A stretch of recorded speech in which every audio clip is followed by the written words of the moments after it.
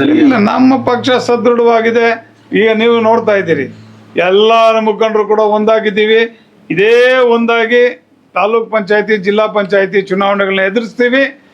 ಎಲ್ಲ ಕಡೆ ಜೈಬೇರಿ ಬಾರಿಸೋದು ಸಿದ್ಧಾಂತ ಈ ಸಂದರ್ಭದಲ್ಲಿ ಹೇಳೋಕೆ ಇಚ್ಛೆ ಪಡ್ತಾ ಇದ್ದೀನಿ.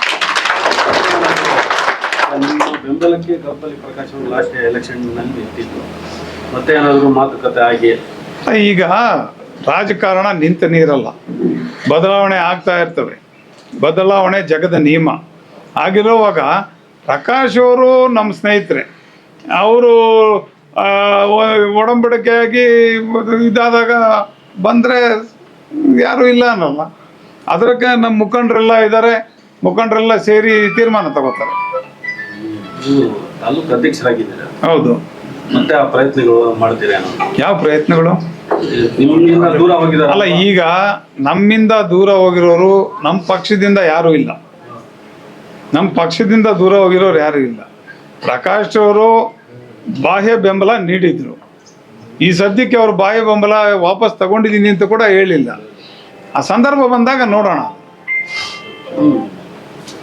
ಮೊನ್ನೆ ಪತ್ರಿಕಾಗೋಷ್ಠಿಯಲ್ಲಿ ಜೆಡಿಎಸ್ ಅವರು ಇದ್ರು ಸರ್, ಜೊತೆಲಿ ಜೆಡಿಎಸ್ ಅವರು ಇದ್ರು ಸರ್ ಪತ್ರಿಕಾಗೋಷ್ಠಿಯಲ್ಲಿ. ಸರ್ ಈಗ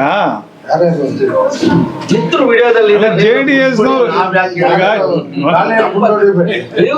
ಇದ್ರು, ನೀವು ಅಲ್ಲ, ಯಾರಿದ್ರು ಯಾರೋ ಗೊತ್ತಿಲ್ಲ. ಸಂದರ್ಭ ಬಂದಾಗ ನೋಡೋಣ. ಈಗ ಯಾಕೆ ಅದ್ರ ಬಗ್ಗೆ ನಾವು ತಲೆ ಕೆಡಿಸ್ಕೋಬಹುದು? ಈಗ ಇದಾರೆ ನೋಡಿ ಎಲ್ಲ ಟೀಮ್. ಅಲ್ಲೂ ಇದ್ರು ಅಂತ ಇದ್ರ ಅಲ್ಲಿ ಬಂದಿಲ್ಲ ಅವರು, ಅಲ್ಲಿ ಬಂದಿದ್ರು. ಇಲ್ಲಿ ಇವ್ರು ಬಂದಿದ್ರ? ಮತ್ತೆ ಬಿಡಿ ಯಾರೋ ಒಬ್ರು ಇಬ್ರು ಬಂದಿದ್ದಾಗ ನಾವ್ ಅದಕ್ಕೇನು ಮಾಡಕ್ಕಾಗಲ್ಲ. ನೋಡೋಣ, ಮುಂದಿನ ದಿನಗಳಲ್ಲಿ ಅದು ನಾವು ಚರ್ಚೆ ಮಾಡ್ತೀವಿ. ಅದೇ ವಿಚಾರ. ಈಗ ಪಕ್ಷೇತರ ಅಭ್ಯರ್ಥಿಗೆ ನಿಮ್ಮ ಪಕ್ಷದವರು ಕೆಲವು ಸಪೋರ್ಟ್ ಮಾಡಿದ್ದಾರೆ, ಅವ್ರ ಮೇಲೆ ಏನಾದ್ರು ಕ್ರಮ ತಗೊಳ್ಳೋದು? ಇದು ಸೀಕ್ರೆಟ್ ಬ್ಯಾಲೆಟ್ ಇಲ್ಲ, ಜೊತೆಯಲ್ಲಿ ಬಹಿರಂಗ ಪ್ರಚಾರದಲ್ಲಿ ಸರ್, ಬಹಿರಂಗ ಪ್ರಚಾರದಲ್ಲಿ ಯಾರೂ ನನಗೆ ಕಾಣಿಸ್ಲಿಲ್ಲ. ವೋಟಿಂಗು ಸೀಕ್ರೆಟು, ಯಾರಿಗೆ ಹಾಕಿದ್ದಾರೆ ಗೊತ್ತಾಗಲ್ಲ. ಹಂಗಾಗಿ ನಾವು ಅದನ್ನ ಏನು ಹೇಳಕ್ಕಾಗಲ್ಲ. ಬೇರೆಯವ್ರು ಮಾತಾಡ್ತಾರೆ. ದುಡ್ಡು ಕೊಟ್ಟಿರೋದಲ್ಲ ವಾಪಸ್ ಬಂದ್ಕೊಳ್ಳಿ, ಕೆಲವರೆಲ್ಲ ಕೊಡ್ತಾ ಇದಾರೆ. ಏನಕ್ಕೆ ಕೊಡಿಸಿ, ಯಾರಾದ್ರು ಕೊಡಂಗಿದ್ರೆ ಕೊಡಿಸಿ. ಇಲ್ಲ, ನೀವು ಯಾರನ್ನ ಕೊಡ್ಸಂಗಿದ್ರೆ ಕೊಡಿಸಿ. ನಂಗೆ ಗೊತ್ತಿಲ್ಲ, ನಾನು ಯಾರಿಗೂ ದುಡ್ಡು ಕೊಟ್ಟಿಲ್ಲ.